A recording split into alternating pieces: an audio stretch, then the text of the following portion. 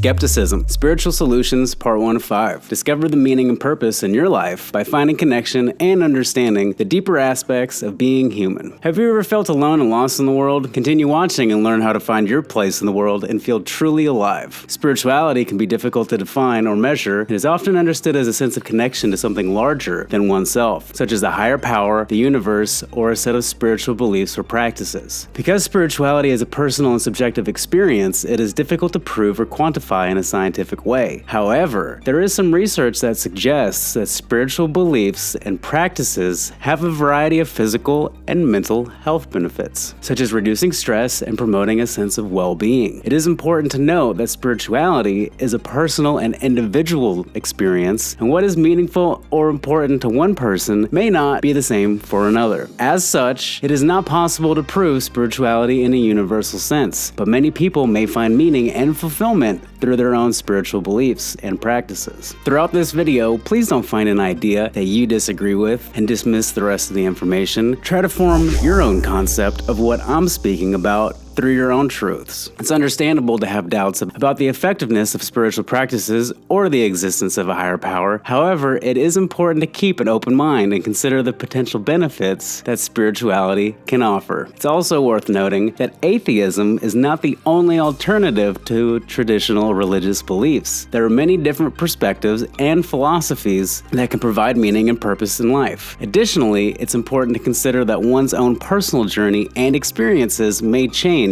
their perspectives on spirituality over time. In a world of catfish dating, corrupt politics, and unethical business, it's easy to fall into the trap of being overly skeptical. To create a world where we close ourselves off from the magic that happens. A skeptic is prone to their own ego trap of adopting nihilistic and cynical beliefs, which perpetuates the perspective further that nothing matters and there is no purpose or meaning. It can be beneficial to hold these beliefs. They protect us from pain and being taken advantage of, but it also blocks us from the knowledge inaccessible to the intellect. The mystic has faith that the universe has their back, and that everything happens for a reason. Have you ever seen one of these people? They always seem really happy. Here's a definition of mysticism: the spiritual apprehension of knowledge, inaccessible to the intellect, that may be attained through contemplation and self-surrender. Mystics are tapped in spiritually, but without a proper balance of skepticism, these people are easily taken advantage of by being naive and only seeing the good in someone. Balancing skepticism with mysticism brings us better fortune. Still skeptical? Do you have the capacity to accept the idea of the stuff you don't know? That's where most of the information lies. There is what we know we don't know, and what we do not know we do not know. Are you ready to quantum leap? The universe is made of energy. Quantum physicists call this energy the unified field, which they define as invisible forces that influence the physical world. Sound familiar? Does that sound like spirituality to you? In quantum physics, it's now commonly accepted that everything is waves of possibility, and an observer, you, collapses the wave function into what we call reality. Making a decision collapses wave functions. Starting a path, it unfolds as we stay focused. If we begin to have conflicting beliefs, we will undo progress. This is the main cause for repeating cycles. We must hold on to the vision long enough and take the correct action for it to materialize. Still skeptical? Check out Sacred Geometry. Sacred geometry is the study of geometric shapes and patterns that have been used throughout history in religious and spiritual practices, as well as in architecture and art. It is based on the belief that certain shapes and patterns have spiritual significance and can be used to connect with the divine. Sacred geometry is often associated with the belief that the universe is created according to geometric patterns,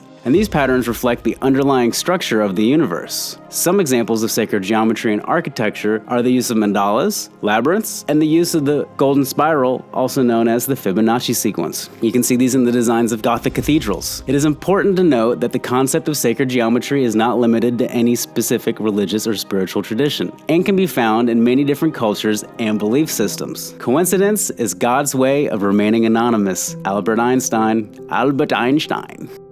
Spirit and breath have the same Latin word, spiritus. In Sanskrit, which is the second oldest written language used today, and it's even older than Latin, it's where we get the word pranayama. Pranayama is the foundational breathing exercise in meditation and yoga. Prana is the vital life force energy that flows through all of us, and yama means to gain control. Essentially, the art of breathing can be called spirituality. We are spirit and we keep our body alive and connected via breath. We can influence mechanisms of action within the body that facilitate psychedelic experiences via endogenous chemicals. That means we produce them ourselves, like DMT. Breathing is the foundation of our mind and body, and it's where the voluntary and involuntary meet.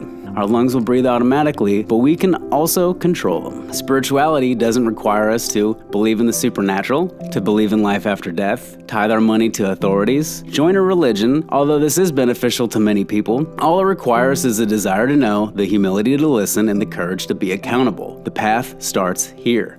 Seek and ye shall find. A famous 17th century philosopher, Blaise Pascal, is quoted that there is a God-shaped vacuum in the heart of each man which cannot be satisfied by any created thing. God in this sense can be whatever resonates with you and your truth. Higher power, higher self, vibration or frequency, universal mind, consciousness, your religion, nature, love, the matrix, imagination, deity, divinity, etc. It's up to you to decide. It's your own truth. Subjective truths are based on our perspectives. All beliefs are valid, but some just aren't beneficial. If you still do not believe in the idea of spirituality, ask yourself what the benefit of this is. Would you benefit from being connected and loved by the world around you? Would you benefit from a feeling of knowing beyond hope that you continue after death as spirit? Would you benefit living your life with no fear of death? Would you benefit from seeing everything as you? What are you holding on to? It's okay to change your mind, to believe differently. That's what being open-minded is all about. Do you want to know why you've suffered so greatly? Do you want to know why you are the way you are? Unlock the secrets of your own mind and discover how you've been programmed. Want to understand the forces that shape your thoughts, actions, and beliefs? Don't miss this opportunity to gain insight into the inner workings of your own mind and learn how to reprogram yourself for success. Watch the next video. Unleash your inner BAMF and eliminate any weak points by accelerating your quest for an epic journey. Click the link in the description now. You can lead a horse to water, but you can't make it drink.